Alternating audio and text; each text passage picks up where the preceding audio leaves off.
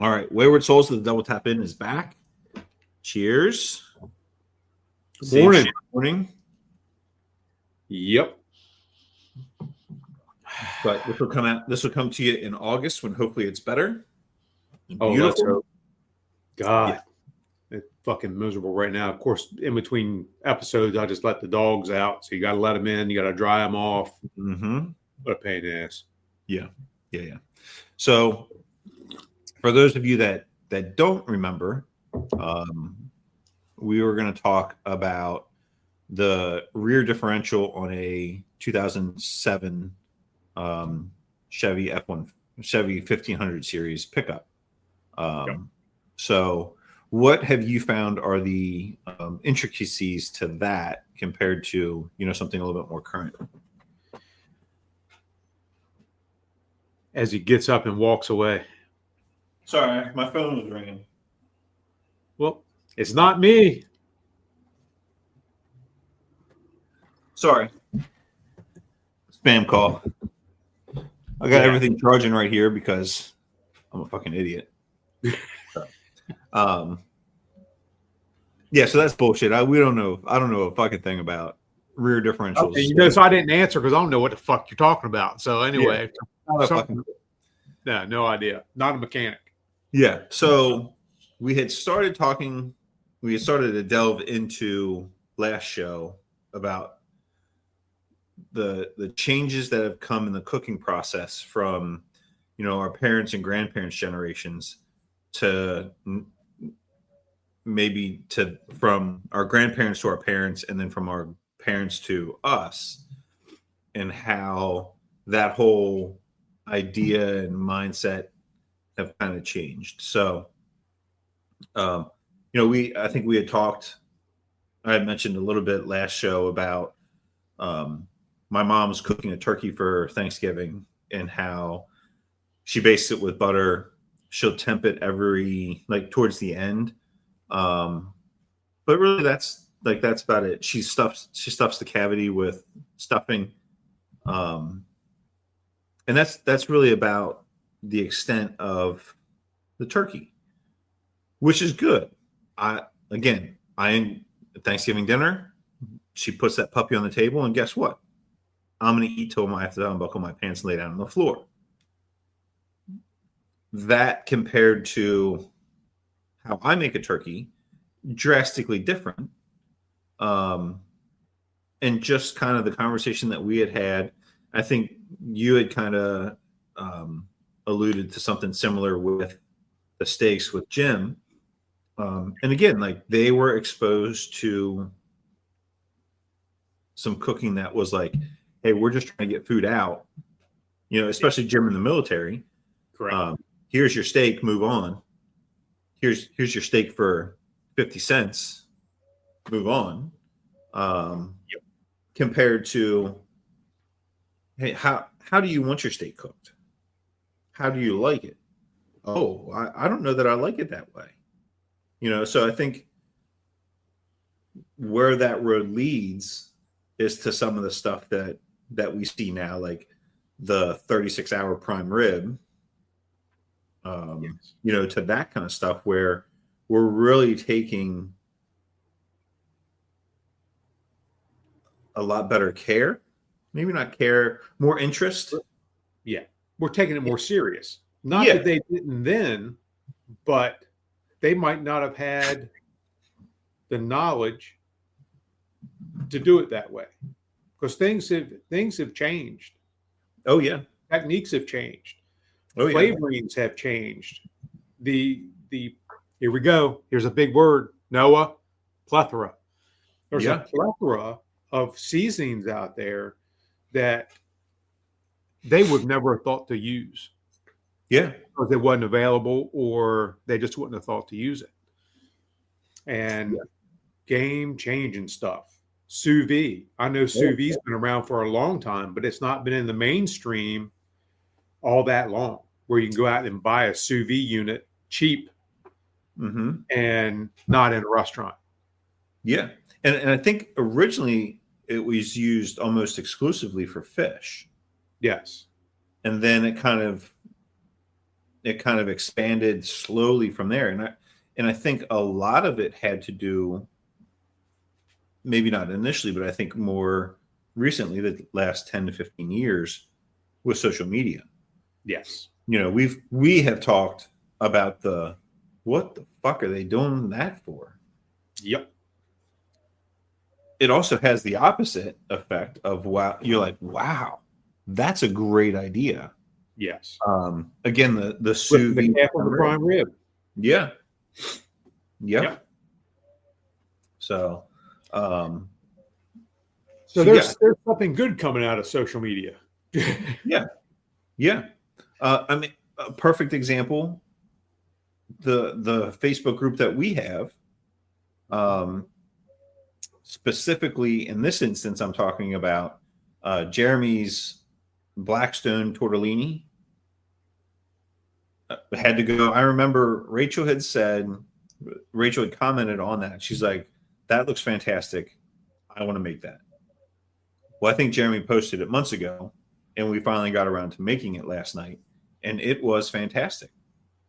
So thanks, Jeremy, for the inspiration. But I think that's part of the progression that we see with this kind of stuff. Like, we go back and, like, you can look at the big barbecue places and kind of get a glimpse as to how they're cooking their stuff.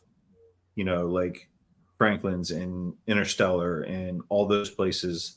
No, I'm sorry, that's the couple I have off the list. I didn't review the whole thing. My bad. But you can follow their social media, and every once in a while they'll give you a glimpse into how they cook it and how they prepare it. And you're like, oh, I like that. So I think that's been a big part of the progression. Yeah. And people just, hey, I wonder what happens if I do this. Yep. And that's one of the blessings in social media. Mm-hmm. People are willing to share, like us, successes and failures. Mm-hmm. So you can either learn from our successes or learn from our failures. Yeah. And you can pick nuggets. Oh, I like how they do that, but I'm going to incorporate this, but I'm going to give it my twist and add this. Yeah. And that's part of the fun of what we do. And again, they're not all home runs. No. But it's part of the fun in doing this and not being boring 7 days a week. Yeah. Part of the fun, the first prime rib that I did in the sous vide and threw it on the grill, didn't get up to temp, overcooked it on the grill. That was not fun. Right. Luckily I bought that little piece of prime rib on sale, so it wasn't a big loss, but at the same time, it's prime rib. Right.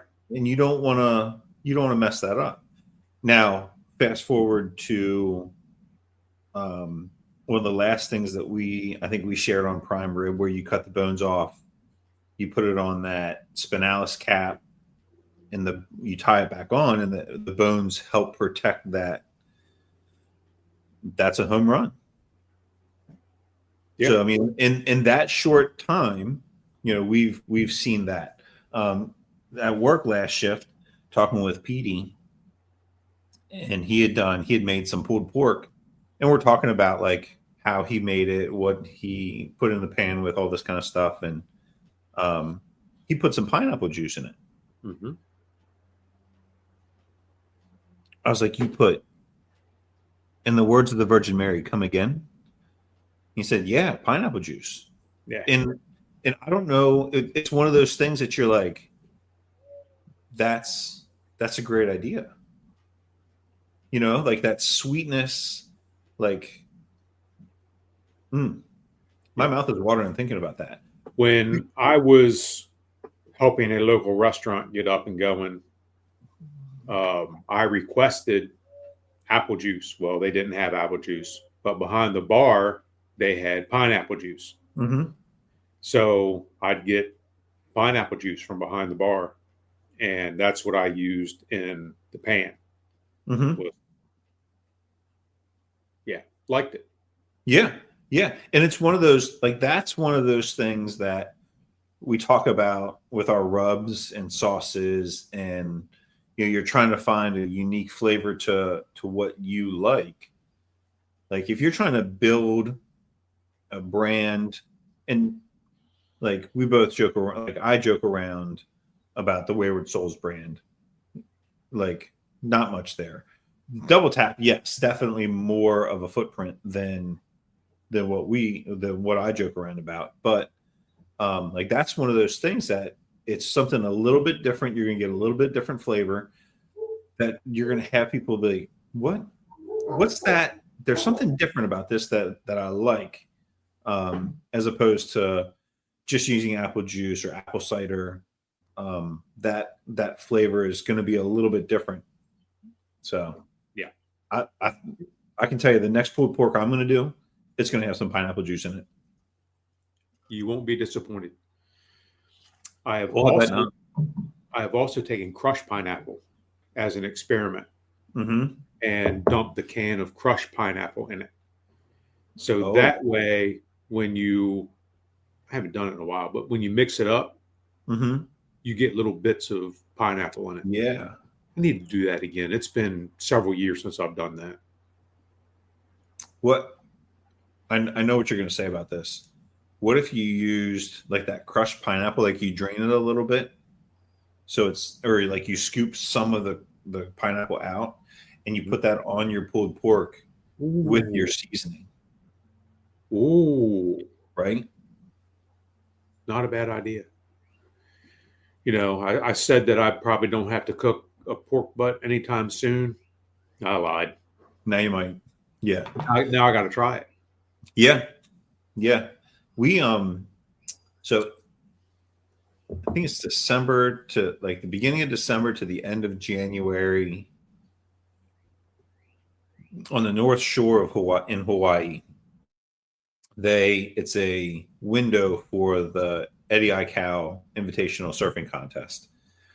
And a couple of years ago, when it ran, I said, we're going to have a watch party, whether it's just the three of us, me, Rachel, and Harper, or whoever else wants to come over. And we're doing Hawaiian inspired foods. So we did chicken thighs. We made rice with crushed pineapple in it. That was fantastic. And what else? There was something else too. But that crushed pineapple, man, that was good.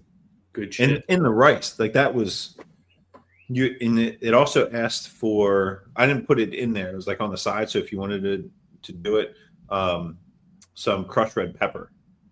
So you had like that sweetness from the pineapple, plus you get like, it wasn't too sweet. So, but that was wicked good. You ever grilled pineapple? Oh yeah. Oh yeah. Man, used to grill pineapple, put on a burger, do all this stuff. Mm-hmm. Well, you do things and you forget, mm-hmm. or I do anyway. Well, talking about 410 Social again. 410 Social now has a Hawaiian burger on their menu. And I went, and I'm going to give that one a whirl. Gave it a whirl. Freaking fantastic. And what was on it? It's a grilled grilled section of pineapple. Okay. On it, plus some other seasonings that I can't identify, but it's very tropical. I liked it. It was good. I didn't know if they threw some Spam on there too. No, I did not see Spam, thank God. So I have the similar opinion to Spam. Somebody broke it down to me like, would you eat a hot dog? Like, of course I'll eat a fucking hot dog. What kind of savage do you think I am? They're like, well, Spam is just a hot dog in a can. Yeah. I was like, fuck Now I got to eat Spam. Yeah. So I had a bad incident with Spam. And it was the summer of, I want to say 85 or 86. I was out of 15th Street. I know, motherfucker. For those of you listening, Ben just held up 3 fingers. Yes, I'm aware, Ben, of how old you were back in the day. All right. I just want to make sure you know. So we got dispatched out of 15th Street to Roxana for an overturned 8,000-gallon gasoline tanker on Route 54. Oh, fun. So we had the old engine 17, which had a foam tank, and we were going hell-bent for election to Roxana. And it's middle of the summer. It's 7 o'clock in the morning or 7:30. It's already hotter than balls. Uh-huh. And Dwayne Phillips and I were the nozzle men for engine 17 that day. I'm sorry. Was 17 the one that was at the airport? No, this was, it ended up spending more time at Station 4. It was the Sutphen, the short wheelbase Sutphen that they had. Okay. Yeah, it wasn't a crash truck or anything like that, but it just had a foam tank. Yeah, because I don't think we even have a Shop 17 anymore. No, you don't. When they got rid of it, that ended Shop 17. Huh. But all right, go ahead. So we go geared up, packed up, and basically sat on a line for hours. Now it's hot, it's nasty, it's all that shit. We're dehydrated, all that shit. Bless their hearts, Roxana Ladies Auxiliary, they bring us breakfast. Fried Spam sandwiches. Mm-hmm. And I can still feel it when it hit the bottom of my stomach because it came right back out. I bet. You know, just the day it was. And since that day, I am no Spam in my life because I don't ever want to repeat that. Not that it was the lady's fault, not that it was Spam's fault. It's just a situation. And you know how, like, you have too much tequila and you throw up, you don't touch tequila again? No, I don't have that with tequila. Nope. I did. I'm over it now, but I did. Never. That's always been the one thing that I could, yeah. And then the next day, get back into it. Well, the problem I had with tequila was I drink tequila and then we would start doing stupid shit. No. Like eating raw eggs, you know, or some shit like that. Not in the tequila doing the job, or it's probably the raw egg, but the tequila got the blame for it. Yeah. Yeah. Again, that was Dwayne Phillips. I love that guy. Absolutely love that guy. He's a fucking legend. We need to put him on the list to get on the show. Yes.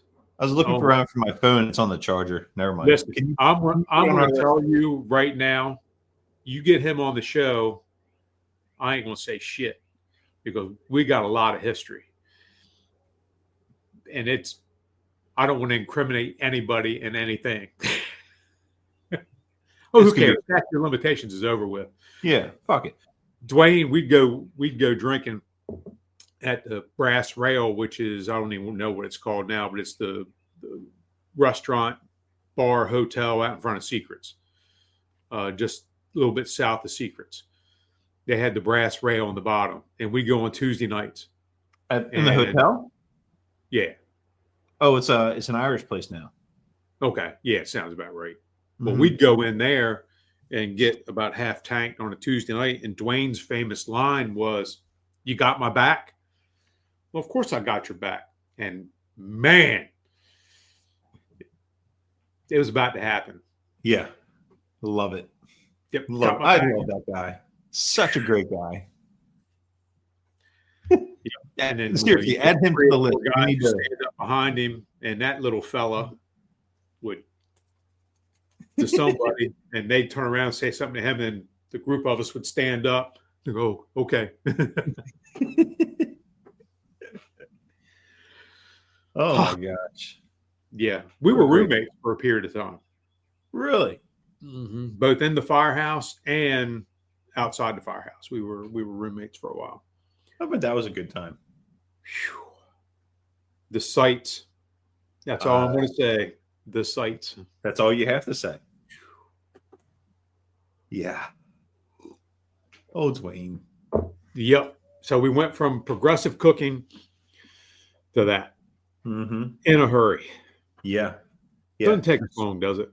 No. So back on the spam, I just saw a reel the other day where they took, it wasn't spam, it was a bologna chud that they had smoked and then sliced, and they put that on a sandwich, and then they put pulled pork on top of it. And it was one of those Chef Deuce reels that he does. And I almost picked up a bologna chud the other day, yesterday at Food Line. Yeah. Why not? Like just to give it a shot. I don't know who's going to eat it, Right. because I'm not eating 10 pounds of it, but yeah, freeze it. Freeze is nice. That's what I did with mine. Yeah. So I thought that was interesting. Yeah, it's the swag lady the other day sent me a reel for a guy who's cooking something and looked really good. And I commented back to her about how good it looked. I said, I'm going to have to give that a whirl. And she said, a guy's a friend of mine. And it's the Culinary Lion on Instagram is the guy she knows. I don't know where he's from. I don't know any of that shit, but she knows him. And he posted, see if I can find it, what he did. It's a brisket. Okay. And he's doing a brisket. And I was like, yeah, okay. It says, I'll do your stupid trend. And he cooks a brisket, and it's juicy as shit and looks good. He squeezes it, and juice runs out and all that kind of shit. So, yeah. So now I'm following him. Yeah, you have to send it to me. I'll give him a follow. Yeah, I'll send it to you right now. I just pulled it up. Oh, it's in. Yeah, it's inbound to the group. Okay. Very nice. Yeah. And again, that's how we learn shit. Oh yeah. And I look back at the first things that I did. Now I'm talking 20 years ago. Mm-hmm. Everything was with mesquite. Mesquite was the big wood, out of Texas. And Texas where barbecue came from, and everything was mesquite. And now that I progressed and I've looked at our stuff, I don't know if I'd cook with mesquite again. It's a strong, intense flavor, and I think I'd rather cook with oak and hickory and pecan and all that shit. Yeah. I remember when I was getting started and going through. Now, granted, it was pellets. Sure. And trying the different bags of different woods and all that kind of stuff, and could never really tell a difference, with the exception of the pecan wood. Those pellets, the brisket that I did with the pecan pellets had a noticeably different, it was like a sweetness almost to it. That's the only thing I ever noticed. So now I just get whatever's the 40-pound bag and whatever's on sale. Yep. And let it go. I will tell you, in the keg, I'll get like the little chips that you use for the electric smoker that you slide into the side and dump. Yes. I'll sprinkle those around the outside edge of the coals. And that is like, you get a really good flavor with that. Yeah. I don't remember. I think I had cherry chips. But like the little bit that you open it gives it enough oxygen to like kind of get those to light off. And then when you close it back down, it smothers them. So you get that smoke. So I've been real impressed with that. Yeah. Have you seen that Kingsford's come out with Miller Lite charcoal? No. Miller Lite flavored charcoal. Hang on a second.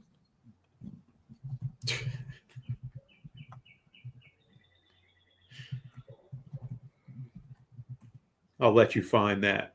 What is and then this? I'll tell you who shared it with me, and it will not be a surprise to you at all. Beer coal. What the fuck? Beer Murray. infused. Yeah. No,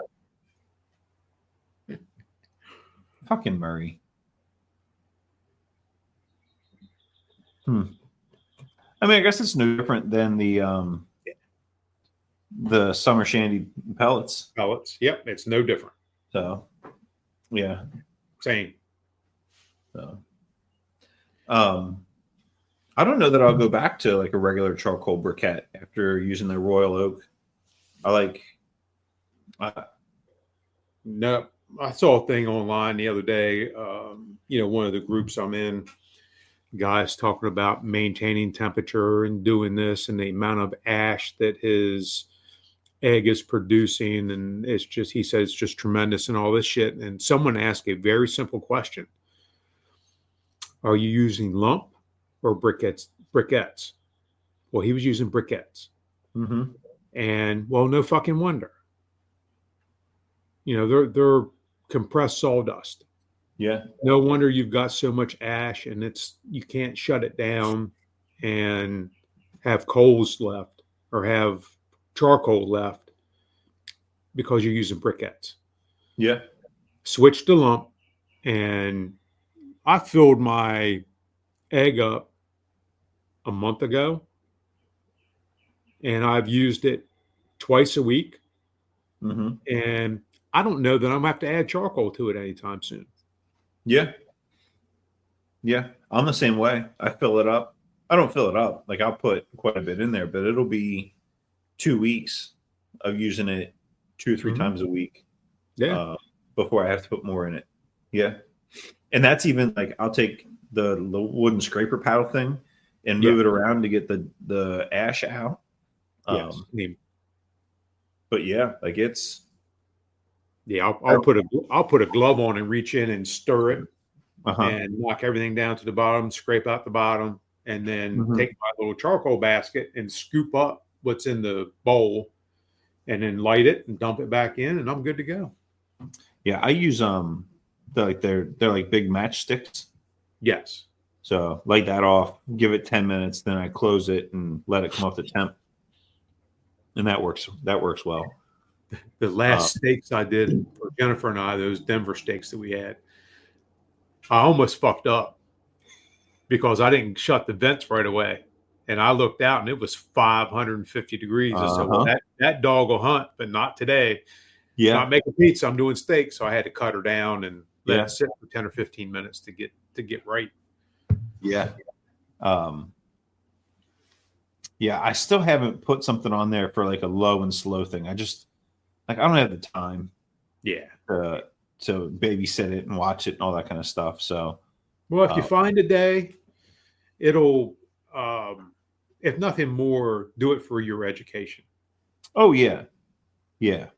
Like I've run it a couple times with nothing on it, but like to go check on it every 15 minutes. Yeah. Like the good news is too, with that Inkbird, you can really monitor it. Right. Yep. So you're not having to get up and run out to it and do this and do that. But if you got the Inkbird running, it would be fine, I think. Yeah. Yeah. I need to look for an ambient air probe for that thing. I'm wondering if one of my other ambient air probes would work in it. Well, the other one that we have is an Inkbird. They should be compatible. I would think. I would think so. Yeah, because I do like having the ambient air with that. Yeah. I like having that ambient air probe just to make sure that my temperatures are running good and I don't need to make any adjustments. But yeah, every experience I've had with my egg style is once I got it sealed up good, I had to put new felt around the lid. I had to take the vent out and seal the vent a little bit better and put it back together. Once I did that, everything was great. It would do a full smoke on one batch of charcoal, let's say. And that was nice to finally get it figured out, and knowing that I could do it. Not that I was going to on a regular basis, but it was nice knowing that I had that option if I wanted it. Yeah. And let's just face it, smoking over charcoal is completely different than smoking over wood flavor wise. Oh yeah, and completely different than the pellet grills. Oh yes, yes. Yeah. Yeah. Yeah, we like the chicken, everything that I've grilled recently has come off of that thing, and it's just holy cow. It's so good. Mm-hmm. So good. Yes. I may have told this story before. Harper and I were trying to kill some time, and we went through, I think we were at the Home Depot, like little workshop that they do for kids. We had gotten there early. We're walking around, and we're in the grill section, and she looks up at one and she says, "Daddy, I want that one." I was like, "Well, honey, Daddy's got 3 grills at home and a Blackstone." I said, "I think Mommy would shoot Daddy if we brought this home. Can you use one of Daddy's? Like, can we give you one of Daddy's?" She says, "Yeah, sure." So we get home, and I was like, "Hey, remember you wanted a grill? Let's go out. Which one do you want to be your grill?" And of course, it's the keg. Yeah. So then I cook a couple times on it, and she wasn't paying attention. Well, she comes out one day, I'm cooking on it, and she says, "Hey, that's my grill." I said, "Oh, you're right, honey. This is your grill. Is it okay if Daddy uses this?" "Yeah, but you have to ask first." Nice. You knew that was coming. "I'm sorry. Can I use your grill to make dinner tonight?" "Yeah, it's okay." Bless her heart. Right? Holy cow. She's a Gotta trip. love it. Yeah. So, yeah. That would be her wedding present. Fuck no, it won't. That's a body bag. Right. That's what's going to be her wedding present, just so he knows. Yep. Yeah. Hey, you see that guy in the back? That's Hickman. Yeah. You know why he's here? He's here for you. Yeah. And it's not just going to be one person. There's going to be a line. Yeah. I'm going to giving the guy a hug. I want you to look behind me. See all those guys standing across the back? They're here for you. Yeah. Yep. Love it. Yeah. Yeah. My little girl. Telling you, right. Den of Thieves Mm-hmm. and Bad Boys 2. You've got to watch those two for the scenes where they intimidate the boyfriend. Yeah. Yeah. Hopefully we don't have to worry about it. You won't. Your friends will. Yeah, that's true. Yeah, I won't have to worry about it for Harper. Yeah. Yeah. So, all right. Well, that's where we're going to wrap this show up. Thanks for watching. We hope you enjoyed it. If you have something that you want to contribute, remember we have the Facebook group, Wayward Soles of the Double Tap In podcast. That's where a lot of the progressiveness comes from. Like, we like to see what everybody else is cooking, how they're cooking it, all that kind of stuff. Or we see something in a reel or wherever, we give it a shot, and then, we can come back and talk about that some more. So make sure you're in the group. Thanks for listening. We hope you enjoy the show, and we'll see you next time.